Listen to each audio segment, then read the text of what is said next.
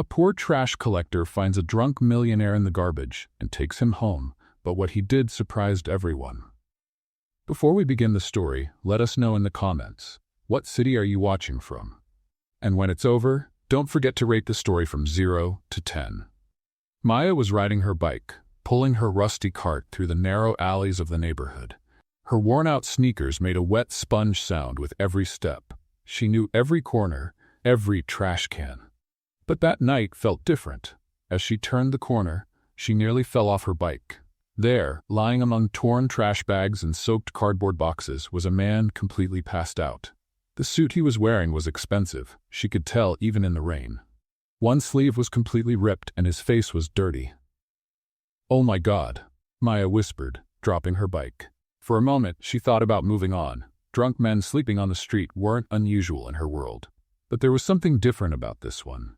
Maybe it was the quality of the fabric, or the golden shine she noticed on his wrist, or maybe it was just that motherly instinct her grandmother always said women carry in their hearts.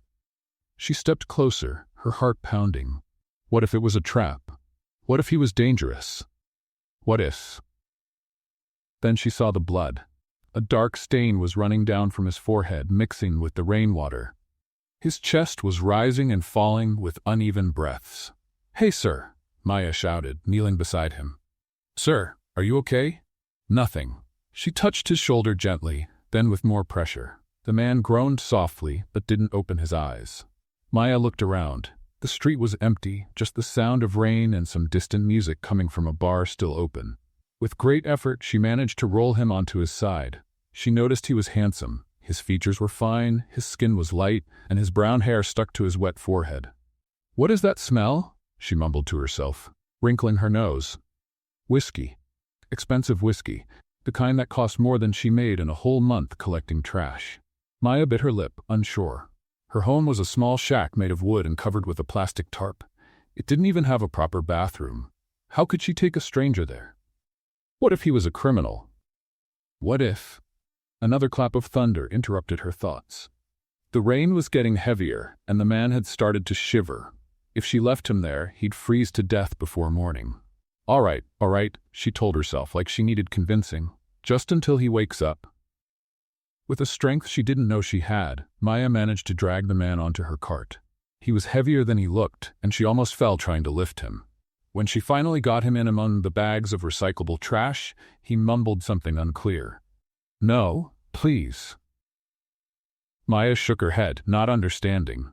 She was only helping him through the storm. In the morning, he'd be on his way. Struggling, she pedaled back toward the slum where she had lived since she was a child. The cart's wheels made a loud noise on the wet pavement, and the man let out small groans with each bump. 20 minutes later, they reached her shack. It was a humble place. Plywood walls, a patched-up blue tarp roof, and a door that didn't quite close. But it was the only place in the world she could call home. With great effort, she managed to bring the man inside and lay him down on the only mattress she had, a thin, yellowed foam, one she had found in the trash months earlier. The light from a candle lit up his face clearly for the first time. Maya held her breath. He was even more handsome than she had thought. And there was something about him, something that didn't match being tossed out like a homeless person. His nails were clean, his teeth perfect, and even dirty and bruised. He had an air of nobility. "Who are you?" she whispered, wiping the blood from his face with a damp cloth. Then, when she opened his shirt to check for more injuries, Maya saw something that made her swallow hard. Tattooed on his chest, right above the heart, was a detailed image. A fancy crest with a golden eagle surrounded by Latin words she couldn't read. But it wasn't just any tattoo. It was the kind only very, very rich people would have. Maya stepped back, her heart racing. Who was this man? Maya spent the whole night watching the stranger breathe. Each time he groaned, she jumped, wondering if she had made the biggest mistake of her life. But when the first rays of sunlight peeked through the cracks in her wooden wall, something changed. His eyes slowly opened. They were blue. Blue like the sky she had seen on postcards from the tourist city, not the polluted gray she knew from the slum.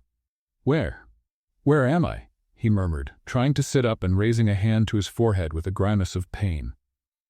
Maya quickly stood up from the floor where she had slept, smoothing out her worn dress. "You're in my home. I found you in the trash last night. You were badly hurt." He looked around, confused. His eyes passed over the peeling walls, the tarp ceiling, the single broken chair she owned. Then he looked at Maya, and she saw something strange in his expression. It wasn't disgust or contempt like she expected. It was emptiness. I don't remember anything." His voice was hoarse. "How did I end up in the trash?" Maya stepped closer, slowly, like he was a wounded animal. "You really don't remember anything? Not even your name?" He shut his eyes tight, like he was trying to force the memories to come back. When he opened them again, there was panic in them. "No, I don't remember anything. Absolutely nothing."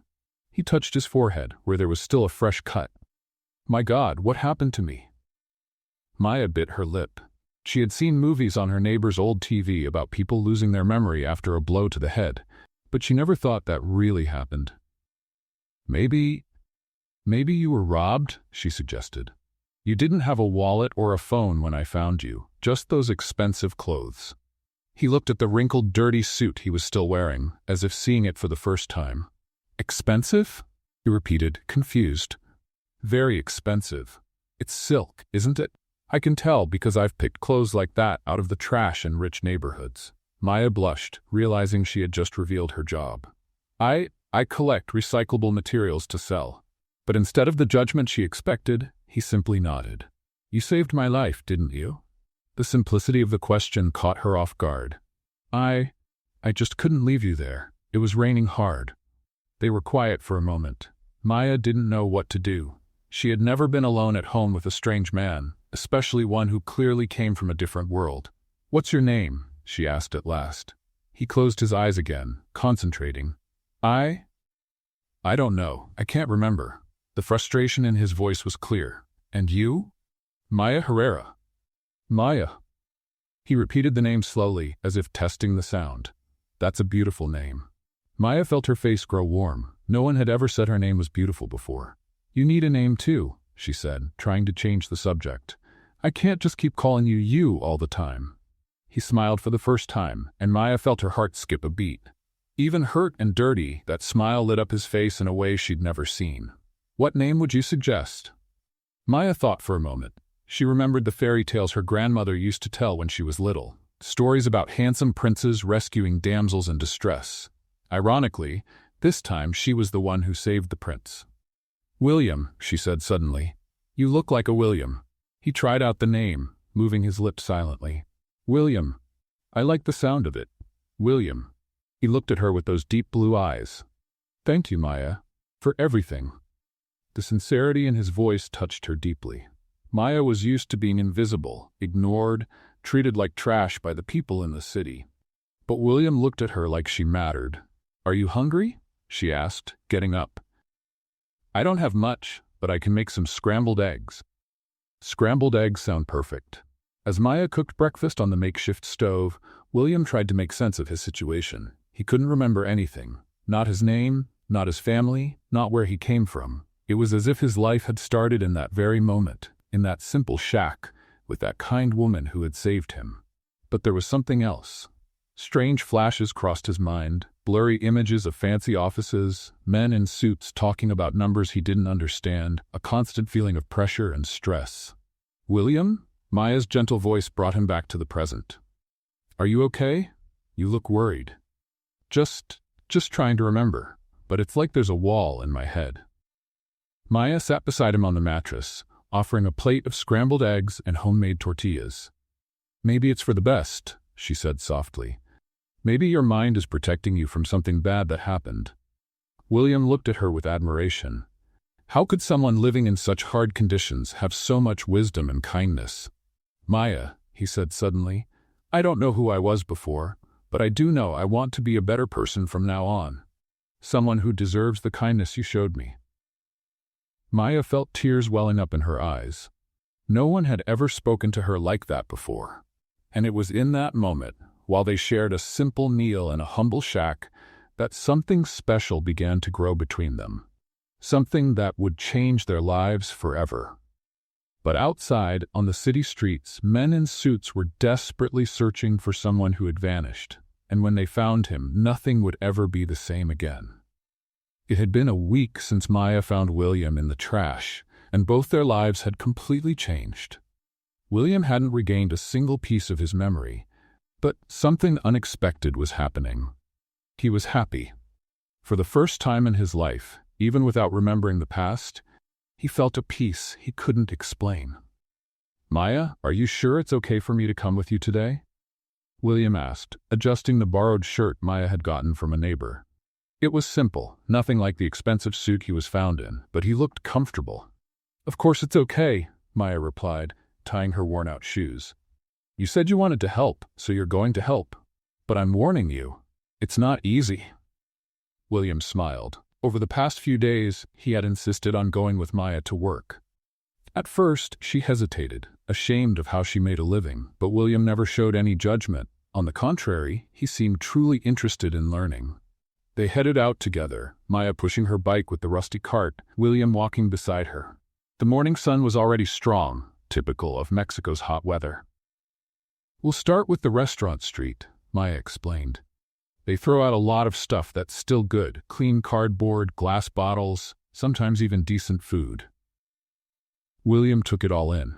The narrow city streets, street vendors shouting about their goods, barefoot children running around, skinny dogs searching for scraps. It was a completely different world, but it stirred something deep inside him. "Maya," he said suddenly, "can I ask you something?" "Sure. Why did you help me that night?" "You didn't know me. It could have been dangerous." Maya stopped pushing the bike and looked at him. There was a sincerity in William's blue eyes that gave her butterflies. "My grandmother always said helping someone in need is like helping yourself. That kindness always finds its way back to you," she shrugged. "Besides, you looked lost, kind of how I feel sometimes." William felt his chest tighten. How could someone so special feel lost? "You're never lost, Maya. You're the strongest person I know." "Strong?" Maya laughed, but her eyes sparkled. "I pick through trash to survive, William. There's nothing strong about that." "There is." William stood in front of her, making her look into his eyes. "You work honestly, take care of yourself, help strangers. That's more noble than anything I can imagine." Maya felt her face warm up. No one had ever spoken to her like that. On the streets, she was invisible. At church, she was the poor girl. To the rich, just another scavenger. But William made her feel like she mattered. "Let's get to work," she mumbled, trying to hide her smile. They spent the morning together, with Maya teaching William how to sort recyclable materials. He picked it up quickly, but what impressed her most was his attitude. William didn't complain about the smell, the mess, or the hard work. On the contrary, he seemed determined to help however he could. "This glass is cracked," William said, holding up a bottle. "Is it still usable?" "Sure is. They melt everything down anyway." Maya smiled. "You're learning fast. I've got a good teacher." That simple comment made Maya's heart race. There was something in the way William looked at her that made her feel beautiful, even in old clothes and with dirty hands. At lunchtime, they sat under a tree, sharing the tortillas Maya had made. William watched people passing by, workers heading home, kids playing in the street, vendors offering their goods. "It's strange," he said suddenly. "What is? I don't remember anything from my past life, but I feel like I've never been this happy before." Maya looked at him, surprised. "Happy? Picking through trash and sleeping on a mattress on the floor?" "Happy to be with you." The words came out naturally, without filters. William was surprised by his own honesty, but he didn't regret it. It was the truth. Maya felt the world around her come to a stop. The noise from the street, the voices, the traffic, all of it disappeared. There was only William, and those blue eyes looking at her with a gentleness she had never known. "William," she began, but didn't know what to say. He walked up slowly, giving her space. "Maya, I know I don't remember my past, but I do know my future has to be with you. But you don't know who you are, where you're from. What if you have a family? What if you're married?" William looked down at his hands. No ring, no sign of one. "I don't know who I was before, but I know who I want to be now. I want to be the man who deserves your love." Tears filled Maya's eyes. Her whole life, she had dreamed of meeting someone who truly saw her, who loved her for who she was. But she always thought it was impossible. Who would fall for a garbage collector? "I'm falling for you too," she whispered. William smiled, and it felt like the sun got a little brighter. "Then let's build a life together. It doesn't matter who I was. What matters is who we are now." They kissed right there under the tree, in the middle of a busy street. It was a sweet kiss, full of hope and promise. But as they kissed, William felt something strange. A flash, like lightning in his mind. A boardroom, men yelling, numbers on a screen, a heavy pressure in his chest. He pulled away suddenly, holding his head. "What is it?" Maya asked, worried. "I'm not sure. It was just a strange image. It passed really fast." Maya took his hand. "Maybe your memory's starting to come back? That's what doctors on TV always say." William nodded, but something inside him felt uneasy. What if his past was something awful? What if he had been a bad person? What if remembering everything meant losing Maya? But when he looked at her, he knew it didn't matter. Whatever his past had been, Maya was his present and hopefully his future. Meanwhile, across town in a fancy office, angry men shouted into their phones, "Find Alexander Sterling! Now! The company's losing millions every day he's gone." 2 weeks had passed since the kiss under the tree, and Maya had never been happier. William had fully embraced their simple life. In the mornings, they collected recyclables together. In the afternoons, he helped her sort and clean everything. At night, they talked about dreams and plans while lying on their one mattress. Maya had fallen deeply in love. William was kind, hardworking, and treated her like she was the most precious woman in the world. He never complained about the simple food, the cold showers in the shared bathroom, or the thin walls that let in every sound from outside. "Maya," William said that Tuesday afternoon as they stacked glass bottles in the cart, "I've been thinking about finding a real job." "A real job?" Maya laughed. "And what do you think we're doing, playing around?" "No, that's not what I meant." William smiled and kissed her forehead. "I mean a job with steady pay, so we can rent a better place, maybe even get you a real bed." Maya felt her heart warm. Even without his memory, William dreamed of giving her a better life. "We'll make it," she said, touching his face. "Together, we can do anything." That night, they went to bed early. Maya fell asleep quickly, tired from the long day. But William stayed awake, staring at the canvas roof swaying in the wind. Lately, the memory flashes were coming more often and more clearly. Images of luxurious offices, men in suits arguing over contracts, expensive cars, and huge houses. But every time he tried to focus, a terrible headache would hit. And then, it happened. Like a tsunami, all the memories came back at once. Alexander Sterling, CEO of Sterling Industries, billionaire, son of a traditional Mexican family that had built a business empire. The memories hit like a flood. Endless meetings, constant pressure from investors, the loneliness of a life lived only for work, a fancy but empty apartment, shallow relationships with women who only cared about his money. And then the last memory before the accident, a furious fight with Ricardo Mendoza, his business partner and childhood best friend. "You're destroying everything we built," Ricardo shouted. "Your reckless decisions are sinking the company." "They're my decisions to make," Alexander had yelled, slamming his fist on the table. "I built this company.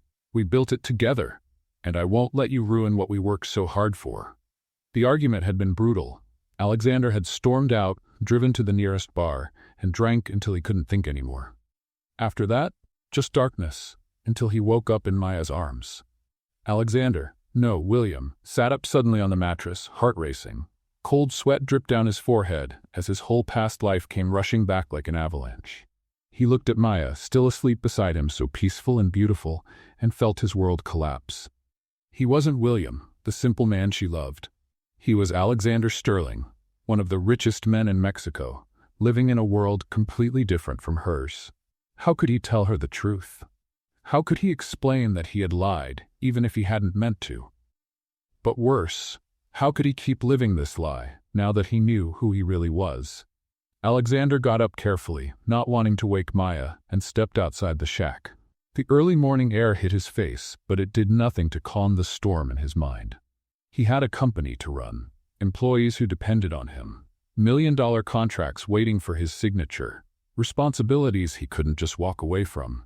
But he also had Maya. Maya, who loved him for the man he had become while with her. Maya, who had shown him the true meaning of happiness. Alexander spent hours walking through the empty streets of the slum, torn inside. When the sun began to rise, he had made a decision. He couldn't tell Maya the truth. Not yet. First, he had to sort out his situation, find out what had happened with the company, deal with Ricardo. Then, he would come back to her with a plan. He returned to the shack quietly. Maya was still asleep. Alexander stood there for several minutes, memorizing every detail of her face. Then, he took a piece of paper and wrote a letter. Maya, I had to go. I can't explain right now, but I promise I'll come back. You changed my life in a way I never thought possible. I love you more than words can say. Wait for me, William. He left the note beside her and walked away, heartbroken. Maya woke up 2 hours later, reaching for William with her hands. When she realized he wasn't there, she sat up, worried. William? She called. Silence. Then she saw the letter. Her hands trembled as she read the words that shattered her world. No, she whispered, clutching the paper to her chest. He was gone. No explanation, no warning, just a vague promise that he would return. Maya cried harder than she ever had before. She felt used, abandoned, foolish for believing that someone like William could truly love her. On the other side of the city, Alexander Sterling walked into his mansion for the first time in 3 weeks. Everything was just as he had left it. Luxurious, perfect, and completely empty. His butler, Carlos, nearly fainted when he saw him. Mr. Alexander, dear God, where have you been? Everyone's been looking for you. The company, the investors, your partner Ricardo is desperate. Where's my phone? Alexander asked, ignoring the questions. In your office, sir. But sir, what happened? You disappeared without a trace. Alexander didn't answer. He went upstairs, took a long shower, and dressed in one of his expensive suits. When he looked in the mirror, he barely recognized the man staring back. 3 weeks ago, he had been Alexander Sterling, the cold, calculating CEO. In the last few weeks, he had been William, a man who discovered true love. Now, he didn't know who he was anymore. The phone rang nonstop. Ricardo. Alexander, for God's sake, where have you been? The company's in chaos. The investors are furious. We've missed meetings, lost contracts. I had an accident. I lost my memory for a while. Accident? What accident? We searched every hospital for you.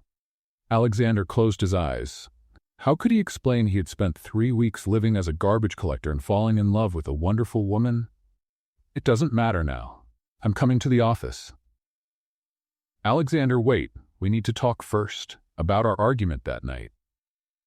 Alexander hung up. He wasn't ready to deal with Ricardo yet. 2 hours later, he was in his office at the top floor of the tallest building in the city.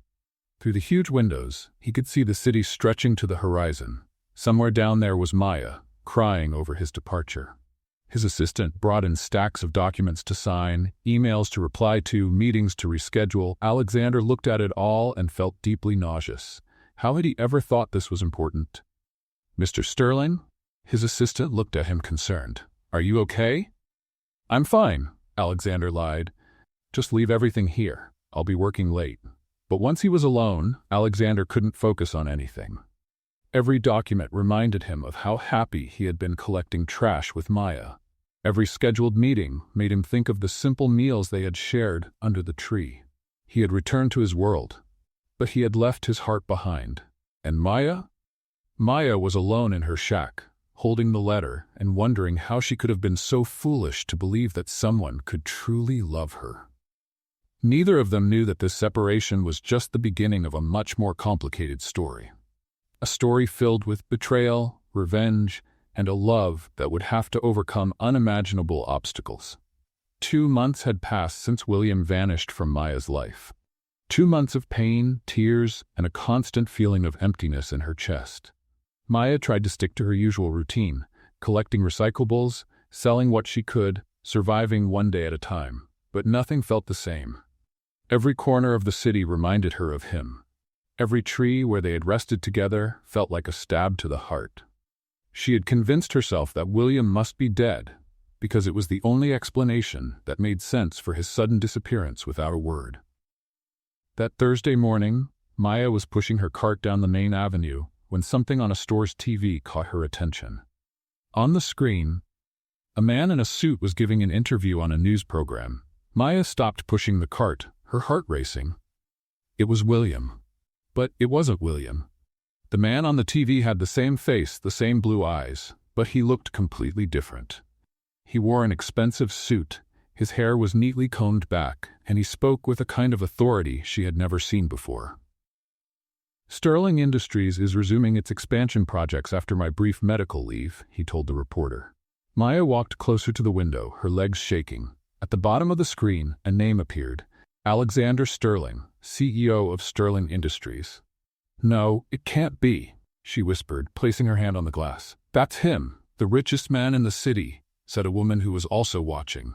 They say he disappeared for weeks, and no one knew where he was. The world spun around Maya. William, Alexander, he was a billionaire, and he left her behind to return to his life of luxury? Tears started rolling down her face. Everything had been a lie. He had never lost his memory. He was probably just having fun, pretending to be poor, laughing at her for being so naive. Maya ran home, leaving the cart behind in the street. She got to her shack and collapsed onto the mattress where they had once slept together, crying until she had no more tears left. 3 days later, Maya was at the junkyard selling the recyclables she had collected when a black, luxurious car pulled up in front of the place. She didn't pay much attention until she heard a familiar voice. Maya. She turned slowly and felt her legs weaken. It was him, Alexander, wearing a suit that probably cost more than she made in a year, expensive sunglasses, and perfectly styled hair. What do you want here? She asked, her voice coming out weaker than she wished. Alexander removed his glasses, revealing the same blue eyes that once made her feel like the most loved woman in the world. Now, all she saw in them was coldness. I need to talk to you. We have nothing to talk about. Maya turned away, trying to act like she didn't care. Go away, Mr. Sterling. Maya, please, give me 5 minutes. 5 minutes? Maya let out a bitter laugh. You disappeared for 2 months without saying a word, and now you want 5 minutes? Alexander looked around. The junkyard owner and a few other customers were watching with curiosity. A wealthy man talking to a woman who collected garbage. It wasn't something you saw every day. Can we talk in private? No. Whatever you have to say, you can say it right here. Alexander sighed. All right, I came to offer you a job. Maya looked at him, confused. A job? At Sterling Industries, an administrative position with good pay, full benefits. You'd have a dignified life, Maya. Why? Her voice was filled with distrust. Why on earth would you offer me a job? Alexander hesitated. The truth was he hadn't been able to stop thinking about her. For the past 2 months, he had tried to return to his normal life, but everything felt meaningless. The meetings, the business, the money, none of it mattered anymore.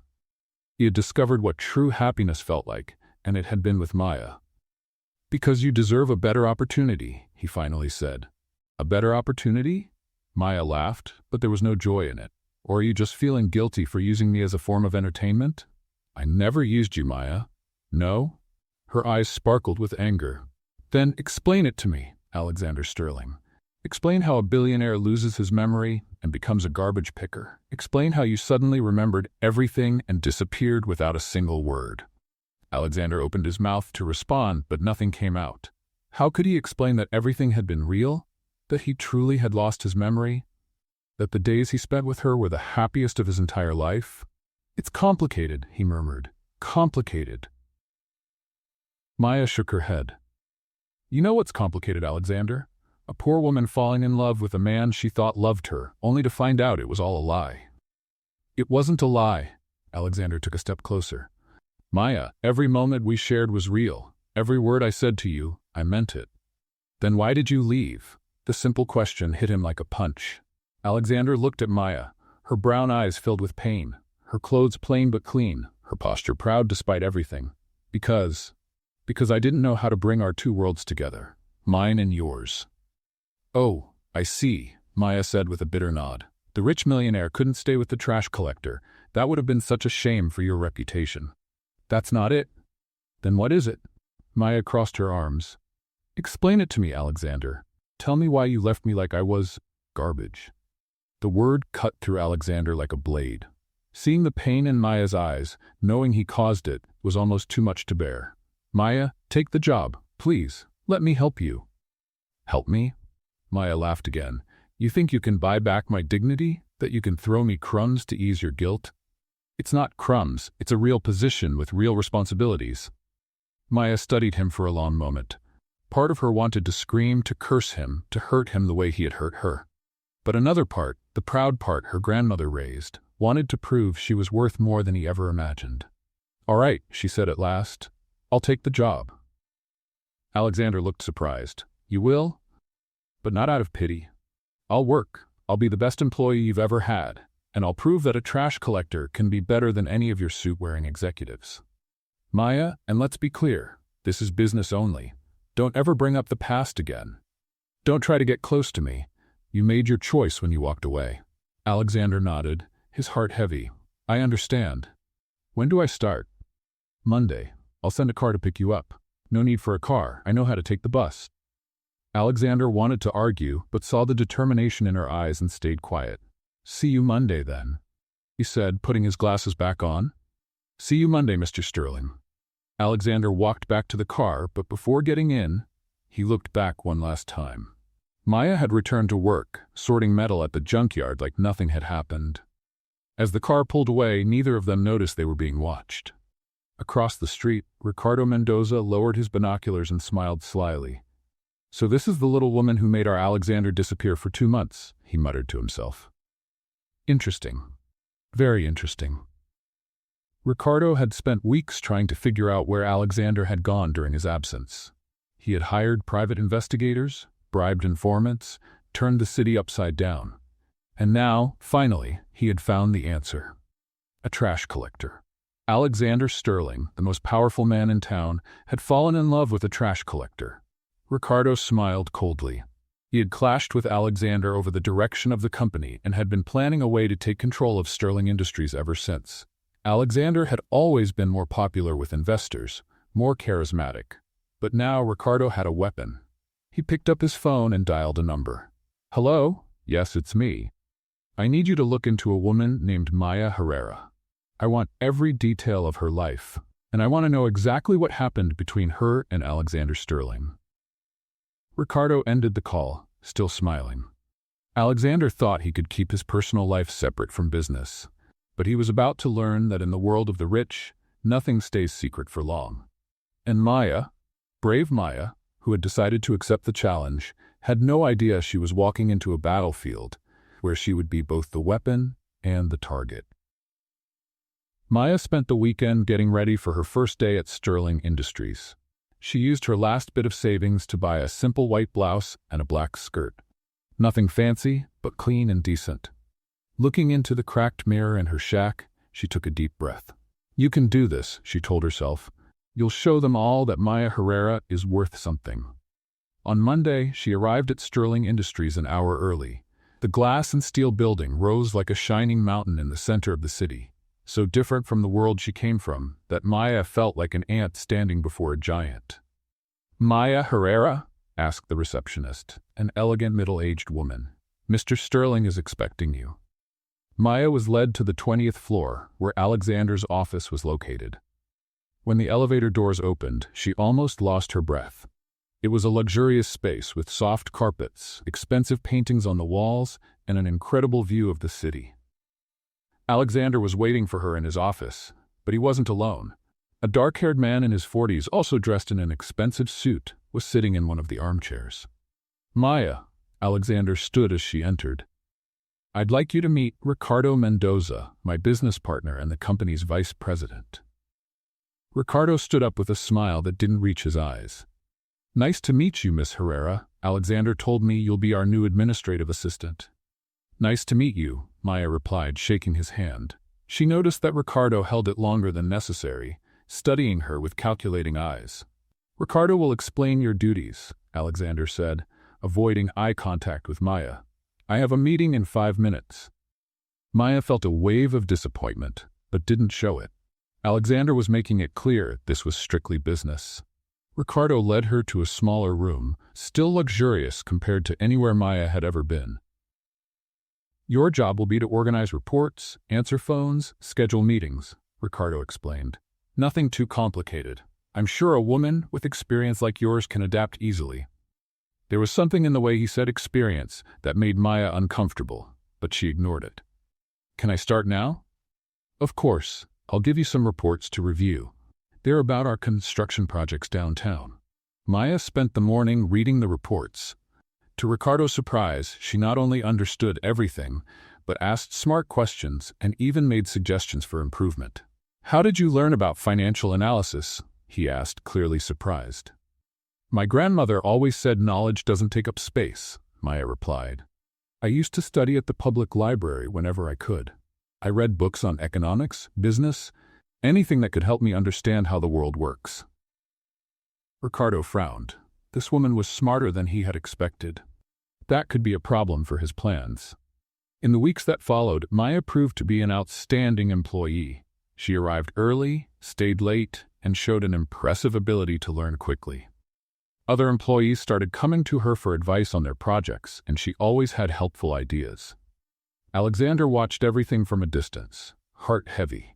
Seeing Maya every day but not being able to be close to her was torture. She was professional and polite with him, but treated him like any other boss, with respect but no warmth. "She's really standing out," Ricardo said one day, walking into Alexander's office, maybe too quickly. "What do you mean? A woman from the streets suddenly understanding our business better than trained executives? Don't you find that odd?" Alexander looked at Ricardo, annoyed. "Maya is smart. Just because she used to collect trash doesn't mean she's stupid." Of course. I'm just saying we should be careful. Sometimes people with questionable pasts may have hidden agendas." Alexander wanted to defend Maya, but he knew Ricardo was being deliberately provocative. A strong reaction would only confirm his partner's suspicions about their relationship. Meanwhile, Ricardo started putting his plan into motion. First, he began stealing Maya's ideas. When she suggested improvements in reports, he presented them as his own during meetings with investors. When she created more efficient spreadsheets, Ricardo copied them and presented them as his own innovations. Maya noticed, but said nothing at first. She needed the job and didn't want to cause problems. Then, Ricardo started planting false evidence.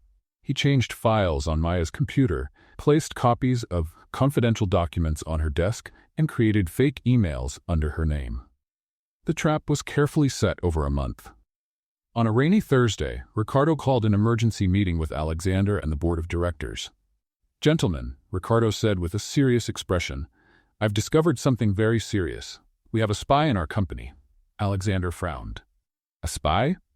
"Confidential documents are being leaked to our competitors. Contracts we've lost recently, proposals that were copied, someone is selling our information." "Are you sure?" one of the board members asked. "Unfortunately, yes. And the most shocking part is the identity of the spy." Ricardo paused dramatically. "It's Maya Herrera." Alexander felt the blood drain from his face. "That's impossible." "I didn't want to believe it either," Ricardo said with a fake sigh. "But the evidence is undeniable." He threw a stack of papers on the table. There were copies of confidential documents with Maya's fingerprints, emails from her computer offering information to rival companies, and even photos of her meeting with people who looked like representatives from other firms, though in reality, they were just random street encounters taken out of context. "This is a setup." Alexander stood up, furious. "Alexander," Ricardo said calmly, "I understand you have feelings for this woman, but you can't let emotions get in the way of business." "Feelings?" one of the board members repeated. "What feelings?" Ricardo smiled to himself. "Well, everyone knows Alexander hired Miss Herrera for personal reasons. She was a trash collector with no qualifications." The room exploded with tension. The board members looked at each other in shock. "Alexander," said the oldest board member, "is this true?" Alexander was cornered. If he said yes, it would seem like Ricardo was right about his feelings clouding his judgment. If he said no, he'd be lying to the board. "Maya is a capable employee," he finally said. "Capable?" Ricardo laughed. "Alexander, this woman came out of nowhere. No references, no formal education, and within months, she had access to confidential information. And now we find out she's selling our secrets?" "Where's Maya?" Alexander asked. "She deserves the chance to defend herself." "She ran," Ricardo lied. "When I found out about the scheme, I tried to confront her, but she didn't show up for work today." In truth, Ricardo had told Maya that Alexander wanted to meet her at a company site across town, keeping her away during the meeting. "Gentlemen," Ricardo said, taking control of the room. I propose that Alexander temporarily step down while we investigate the extent of the security breach. Clearly, his personal involvement with this woman has compromised his judgment. Alexander looked around the table. He could see doubt in everyone's eyes. Ricardo had played his hand perfectly. Not only had he set Maya up, but now he was using it to undermine Alexander's leadership. This is ridiculous, Alexander said. Maya is innocent, and you all know this company wouldn't run without me. Alexander, the oldest board member, said sadly, maybe it's best if you take a few days to clear your head. Ricardo can step in for now. Alexander looked at Ricardo, who was trying hard to hide his smug grin. Where is Maya right now? Alexander asked.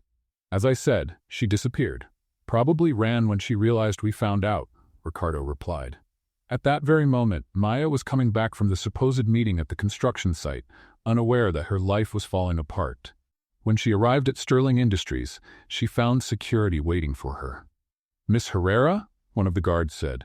You've been dismissed. We need your badge, and you'll have to leave the building immediately. Dismissed? Why? Orders from above. You're no longer allowed inside. Maya felt the world collapse again. Once more, she was being rejected, humiliated, thrown away like trash. But this time, she wasn't going to just accept it. Maya stood on the sidewalk in front of Sterling Industries, still in shock from being fired so suddenly, when Alexander came running out of the elevator. Maya, wait, he called out, ignoring the curious stares from employees in the lobby. She turned around, her eyes full of anger and pain. What do you want now, Alexander? Isn't it enough that I was humiliated? You want to rub it in my face too? I didn't fire you, Alexander said, out of breath. It was Ricardo. He set the whole thing up. Set up what? Alexander looked around. Too many people were walking by. This wasn't the place for this kind of conversation. Come with me. I need to explain everything. I'm not going anywhere with you, Maya said, folding her arms. Maya, please. You're being accused of corporate espionage. If we don't act, you could even go to jail. Maya's face went pale. Espionage? What are you talking about? Ricardo presented fake evidence to the board, claiming you were leaking confidential information to our competitors. Maya's knees felt weak. But that's a lie. I know it's a lie, Alexander said, gently touching her arm. That's why I need your help to prove the truth. Maya looked him in the eyes, searching for signs that this was just another trick, another lie. But all she saw was sincerity and concern. Why do you believe me? She asked. Your own partner showed you proof. Because I know you, Maya. I know your character. I know how honest you are. You would never do something like this. For the first time in months, Maya saw a glimpse of the William she once loved, but she quickly remembered all the pain he had caused. All right, she said finally. But this doesn't change anything between us. I just want to clear my name. Alexander nodded, even though his heart sank. I understand. They went to a nearby cafe where Alexander explained everything that had happened in the meeting.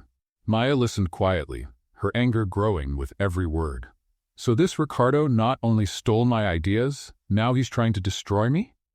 She said when Alexander finished. He wants to remove me from the company's leadership. He's using our past relationship to throw me off balance. Our relationship, Maya said bitterly. What relationship, Alexander? You left me, remember? Maya, about that. No. She raised her hand to stop him. Let's not talk about the past. Let's focus on proving that Ricardo is a liar. Alexander wanted to explain everything, about the real memory loss, about how he had truly fallen in love with her, and how leaving her had been the hardest thing he'd ever done. But Maya was right. First, they had to deal with the current situation. I need you to tell me everything you remember about Ricardo, Alexander said. Anything odd he ever did or said. Maya thought for a moment. He always asked strange questions about my past, and several times I caught him on my computer when I wasn't around. Anything else? Yes. Last week he asked me to stay late to finish a report, but when I came back the next day, the file was gone from my computer. Alexander frowned. What kind of report? A financial analysis of our main competitors. He said it was for an important presentation. Maya, Alexander leaned in. That report never existed. We haven't had any competitor presentations in recent weeks. Maya's eyes widened. So he made me create a fake report just to... To have evidence that you were digging into our competitors, Alexander finished. He planned it all. In the days that followed, Alexander and Maya worked together to gather evidence against Ricardo. But it wasn't easy. They argued constantly. You can't just break into his office, Maya yelled when Alexander suggested checking Ricardo's computer. And how else are we going to prove he faked the evidence? Alexander snapped back, frustrated. Legally, the right way. Maya, while we sit here arguing, Ricardo is gaining more power in the company. He's already convinced half the board that I'm incompetent. And you think acting like a criminal is going to help your reputation? Their arguments were intense and frequent. Alexander was used to making quick decisions on his own, while Maya believed in doing things the ethical and well-thought-out way. You're so stubborn, Alexander said after another argument about how to approach an employee who might have information on Ricardo. And you're so impulsive, Maya replied. No wonder your company is falling apart. They stared at each other for a moment, both furious. But then Alexander saw tears in Maya's eyes. I'm sorry, he said, lowering his voice. I didn't mean that. It doesn't matter. Maya quickly wiped her eyes. Maybe you're right. Maybe I'm just some trash collector who doesn't know anything about business. Maya, no. Alexander moved closer to her. You're the smartest person I know. Your ideas have saved several of the company's projects. I'm desperate to prove your innocence. Why? Maya asked, looking straight at him. Why is it so important to you? Alexander hesitated. This was the perfect chance to tell her the truth, about his feelings, about how he never stopped loving her, but he knew Maya wasn't ready to hear it. Because it's the right thing to do, he said at last. Maya nodded, but Alexander saw the disappointment in her eyes. 3 weeks later, they finally found a key lead. Carla, Ricardo's secretary, approached Maya quietly in a shopping mall. I shouldn't be doing this, Carla said nervously, but I can't stay silent anymore. What happened? Maya asked. Ricardo forced me to create fake documents with your signature. He said it was for a security test, but I knew it wasn't true. Maya's heart started to race. Do you have proof? I have copies of the original files before he changed them, and I have recordings of some conversations. Recordings. Carla opened her bag and showed a small recorder. Ricardo doesn't know, but I've been recording all the meetings for months. My ex-husband was a lawyer, and he taught me to protect myself at work. Maya almost cried with relief. They finally had real evidence. But when she went back to meet Alexander, she realized he wasn't where they had agreed to meet. Instead, she found a message on her phone. Maya, I found out where Ricardo keeps the files he used against you. I'm going to get them tonight. Don't look for me until I'm back. Maya felt a chill run through her. That idiot was doing exactly what she told him not to do, acting alone and impulsively. She rushed to the Sterling Industries building, but when she got there, she saw police cars at the entrance. What happened? She asked a security guard. Attempted break-in. They caught a man trying to break into one of the offices. Maya's heart sank. Alexander had been arrested. But even worse, when she saw Ricardo talking to the police, the smug smile on his face told her this had also been part of the plan. Ricardo had set a trap, and Alexander had walked right into it. Now Maya was alone, and the only evidence that could save them both was in the hands of a frightened secretary, while the man she loved, and yes, she finally admitted to herself that she still loved him, was being taken away by the police. The fight against Ricardo had become personal. And Maya Herrera, the former trash collector everyone had underestimated, was about to show what she was truly capable of. Maya spent the entire night pacing back and forth in her small shack, trying to figure out how to get Alexander out of jail. With every passing hour, Ricardo was tightening his grip on Sterling Industries, and their chances of proving the truth were slipping away. Early the next morning, she went to see Carla at the building entrance. Carla, I need those recordings now, Maya said, desperate. They arrested Alexander last night. I know, Carla looked around nervously. Ricardo's telling everyone that Alexander went crazy, that he tried to steal documents to blame others for his own mistakes. We know that's a lie. We do, but who's going to believe us? A secretary and a former trash picker against the new company president? Maya held Carla's shoulders. That's why we need the recordings. They're the only real proof we have. Carla hesitated. then sighed. All right, but not here. Ricardo has eyes and ears everywhere. Come to my apartment after work. That afternoon, Maya visited Alexander in jail. He looked worn down, with dark circles under his eyes and an unshaven face. I messed everything up, he said as Maya sat across the glass from him. Now Ricardo has really won. Not yet, Maya picked up the phone receiver. Carla has recordings that prove we're both innocent. We're going to expose Ricardo tonight. Alexander looked at her with admiration. Maya, it's dangerous. If Ricardo finds out you two have proof, leave it to me. I know how to take care of myself. I know you do. I always have. Alexander placed his hand on the glass. Maya, I need to tell you something about that night. Alexander, this isn't the time. It is. Because if something goes wrong tonight, you need to know the truth. He took a deep breath. I really did lose my memory that night. I wasn't faking it. I wasn't using you for fun. Maya felt her heart race. What? Ricardo and I had a big fight at the office. He said he was going to destroy me, that he deserved to be in charge of the company. I left furious and went out drinking. As I was leaving the bar, someone attacked me. I didn't get my memory back until 3 weeks later. Someone attacked you? Maya frowned. Did you see who it was? No, it was too dark. But now that I think about it, Alexander paused. That argument with Ricardo was intense. He was desperate to take over. Maya felt a chill. Do you think it was him? I'm not sure, but Maya, be careful tonight. Ricardo is more dangerous than we thought. That night, Maya met Carla at her small but cozy apartment. Carla had made coffee and sweet bread, but neither of them could eat because of how nervous they were. I've got everything here, Carla said, holding up a flash drive. Conversations where Ricardo admits to forging documents, recordings of him giving instructions on how to plant false evidence, and best of all, what? Carla smiled for the first time in weeks. A recording of him talking to someone named Joaquin, arranging the attack on Alexander that night 3 months ago. Maya nearly dropped her coffee cup. He really ordered someone to hurt Alexander? Listen to this. Carla played the recording. Ricardo's voice filled the apartment. Joaquin, the job was well done. Alexander was out of the picture for weeks, just like we needed. Now it's time for phase 2 of the plan. Phase 2? Joaquin's voice asked. I'm going to use that trash picker he got involved with to completely ruin his reputation. The board will hand me the presidency on a silver platter. Maya felt anger explode in her chest. That bastard planned everything from the start. There's more, Carla said, fast-forwarding the recording. What if that Maya woman finds out something? Joaquin asked. She won't. And if she does, she'll have an accident, just like Alexander almost did. Almost. That fool Alexander had to be tough.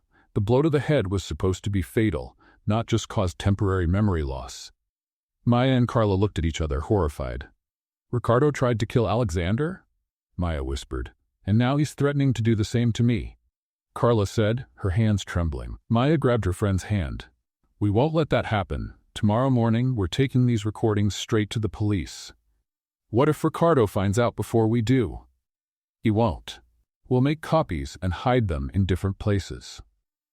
They spent the next hour copying the files and planning how to expose Ricardo. But while they talked, neither of them noticed the black car parked outside the building, or the man watching them through binoculars. Ricardo had been keeping surveillance on Carla for days, and now he knew exactly where the evidence that could destroy him was hidden. The next morning, Maya woke up to her phone ringing nonstop.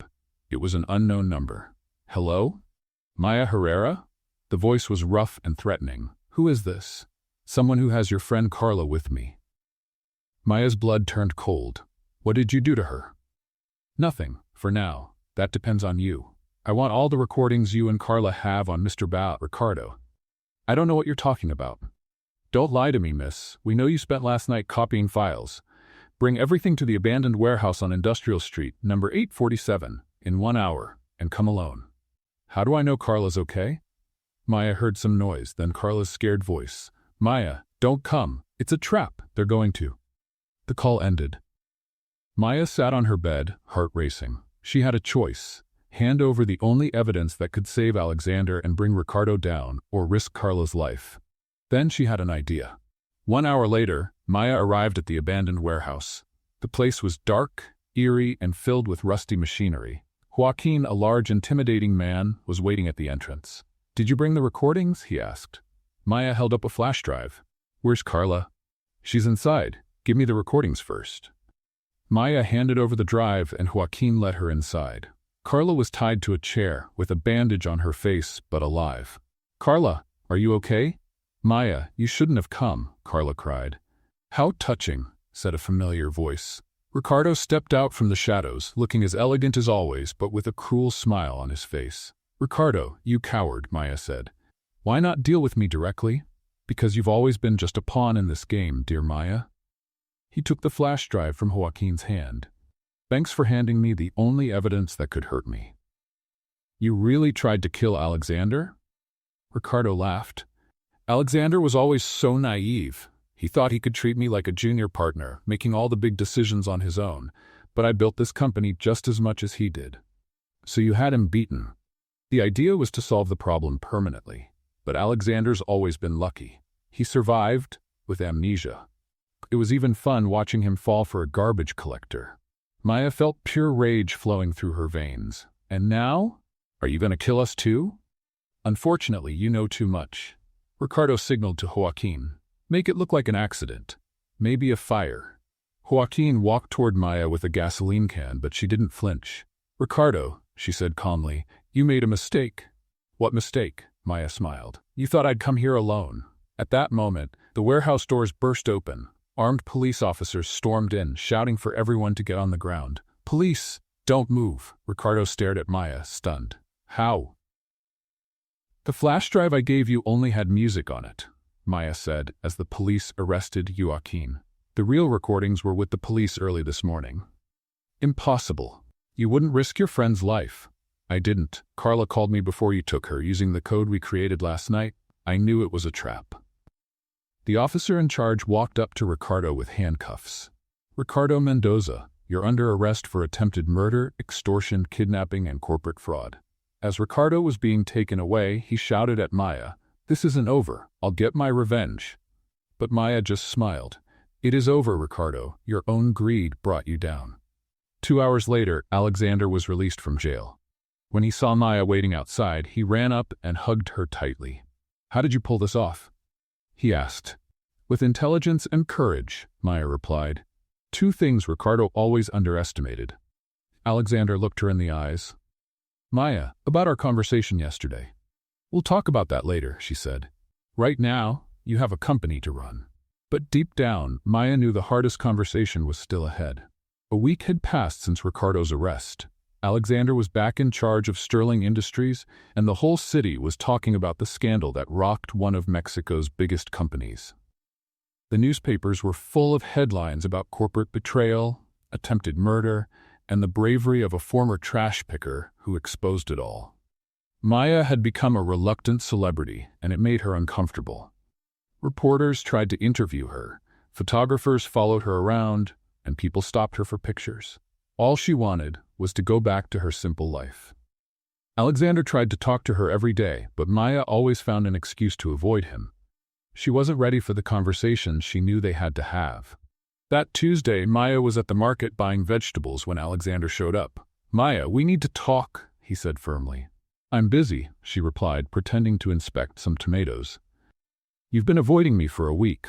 "I'm not avoiding anyone." "Maya, look at me." She turned to him reluctantly. Alexander looked different, thinner, with dark circles under his eyes, like he hadn't slept in days. "We can't keep going like this," he said. "We need to work things out between us." "There's nothing to work out, Alexander. You go back to your world, I go back to mine. End of story." "It's not that simple." "Sure it is." Maya grabbed her shopping bag. "You're a billionaire, I'm a trash picker. You live in a mansion, I live in a shack. You're educated, I barely finished high school. We're from two different worlds." "That doesn't matter." "It does." Maya turned to him, her eyes shining. "It matters to your family, your friends, your employees. It matters to everyone. Except you." "No, Alexander. I'm tired of being your guilt, your charity case, your exotic adventure. I want someone who sees me as an equal, not someone who needs saving." Alexander felt her words like a slap in the face. "Is that really what you think? That you're just charity to me? Aren't I?" "Maya, you saved my company.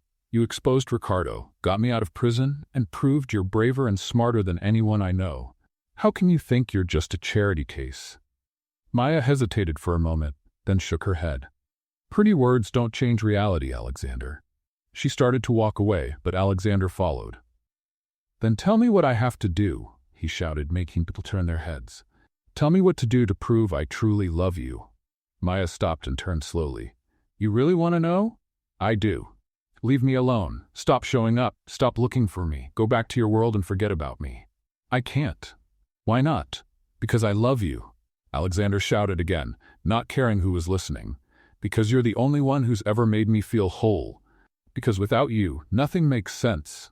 Maya felt tears well up in her eyes but forced herself to stay strong. "Love isn't enough, Alexander. Then what is? Respect, trust, equality." Maya wiped away a tear. Things we're never going to have. Alexander stood there in the middle of the street, watching Maya walk away. People passed by, but he didn't notice. It felt like his world had fallen apart all over again. In the days that followed, Alexander tried to bury himself in work to forget the pain, but it was useless.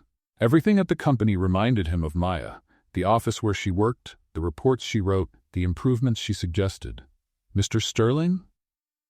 His new assistant appeared at the door. "You have a meeting with the Japanese investors in 10 minutes. Alexander looked at her blankly. "Cancel it." "Sir?" "Cancel all my meetings today. Actually, cancel everything for the rest of the week." The assistant looked confused but didn't dare question him. Alexander left the office and drove aimlessly around the city. He eventually ended up outside the junkyard where he first found Maya after he got his memory back. The junkyard owner recognized him. "You're Maya's boyfriend, right?"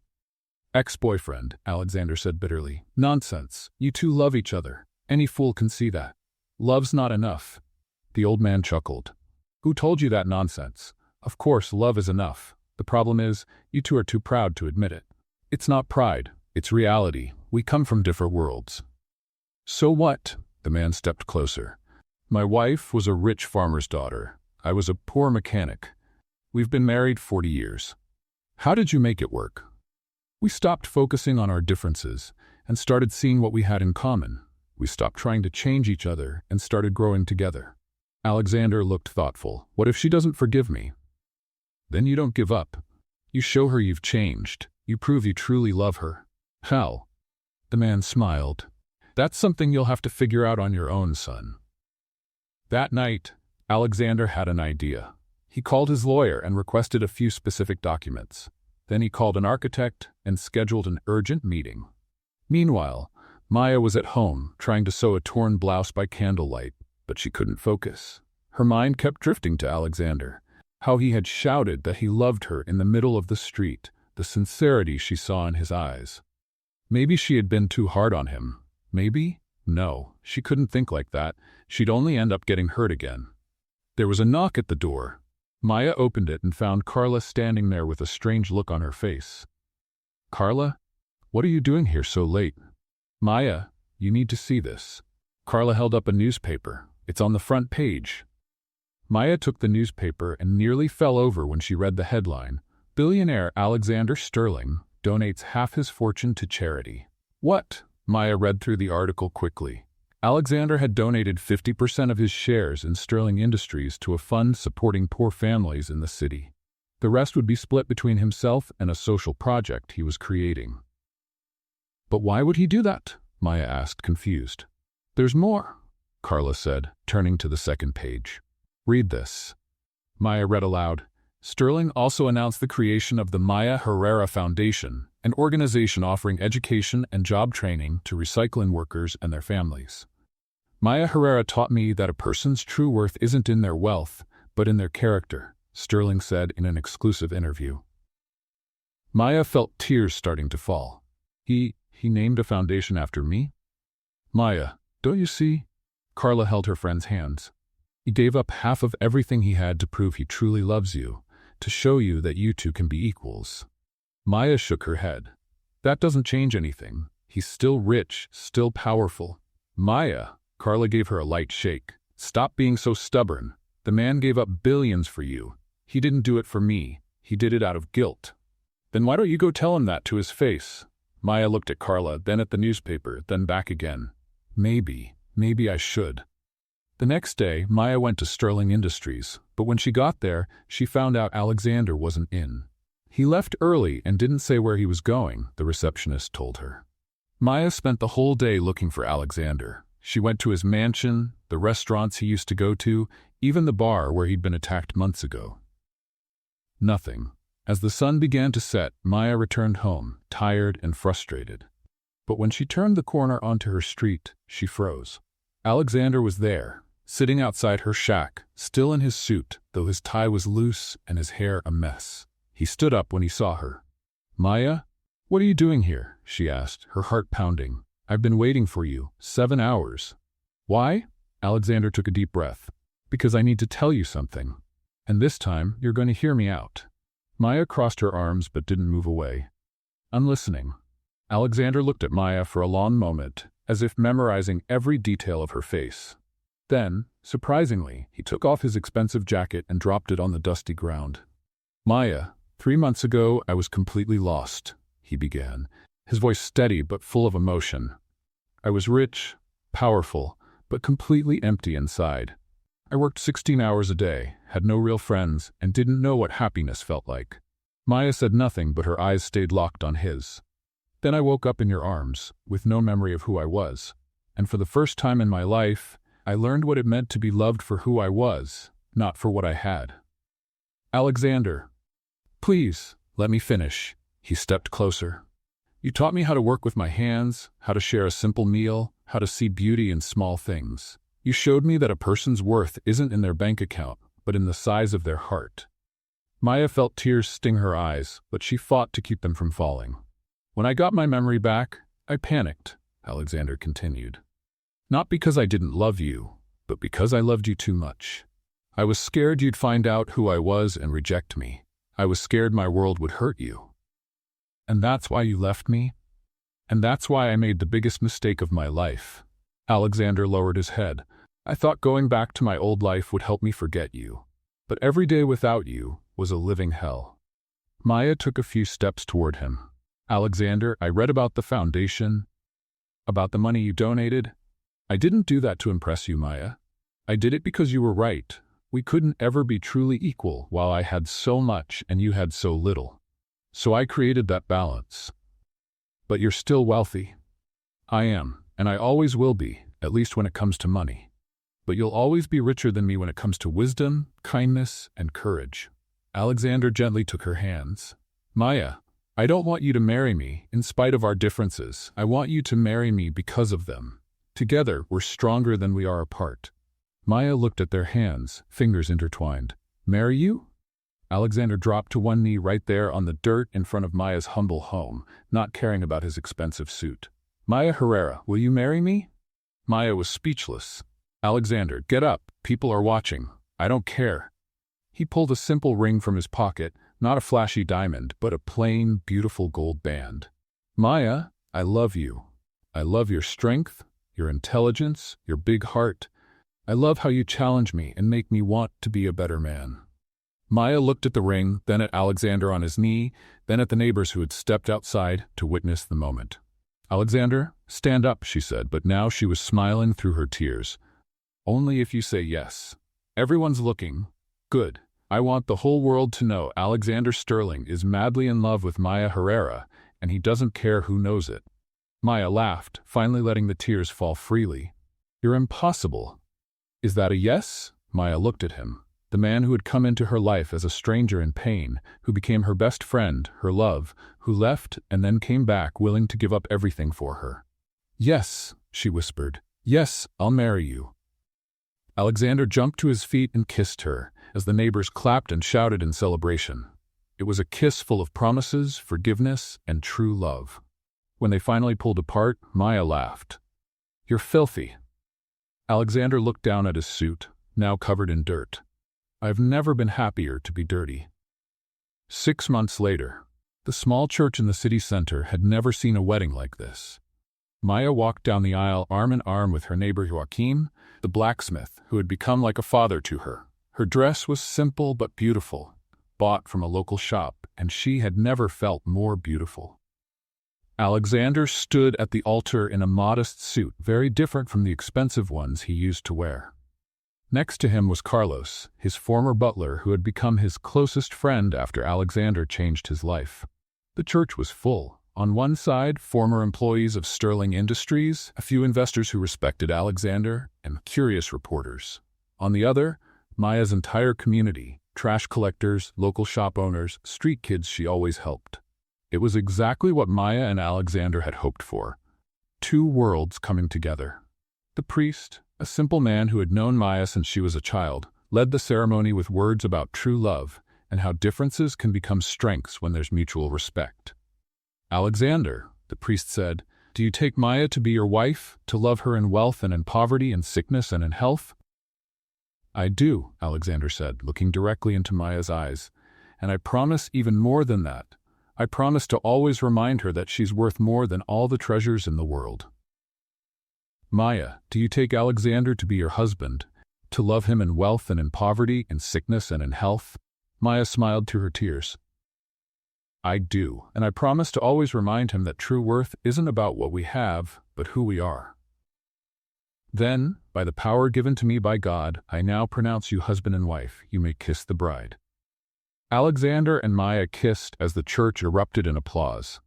Trash collectors clapped alongside executives, street kids cheered with the city's elite.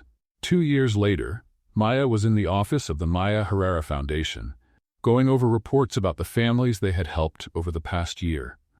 More than 500 people had received job training, 200 had found good work, and 50 small businesses had been started with microloans from the foundation. Mrs. Sterling? Her assistant appeared at the door. Your husband's here. Maya smiled. Even after 2 years of marriage, her heart still skipped a beat every time someone called her Mrs. Sterling. Alexander walked into the office carrying 2 cups of coffee and a bag of tacos from the small restaurant on the corner. It had become their tradition to have lunch together whenever they could. How was the meeting with the investors? Maya asked, accepting the coffee.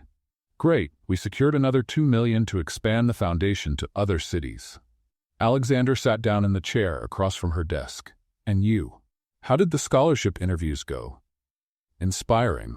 I met a 16-year-old girl who wants to be an engineer, a 20-year-old young man who dreams of opening a car repair shop, and a 50-year-old woman who wants to learn computer skills. Alexander watched her speak, his eyes full of love and admiration. Maya had become a capable executive, but she had never lost her heart, her compassion, or her gift for seeing the best in people. What are you thinking about? Maya asked, noticing the look on his face. How lucky I am. Lucky? That you found me that night. That you chose to take me home instead of leaving me by the trash. Maya laughed. You weren't in the trash, you were next to it. Same thing. No, it's not. Maya stood and walked over to him. You were never trash, Alexander. You were just lost. Alexander pulled her into his lap. And you found me. And you found me too.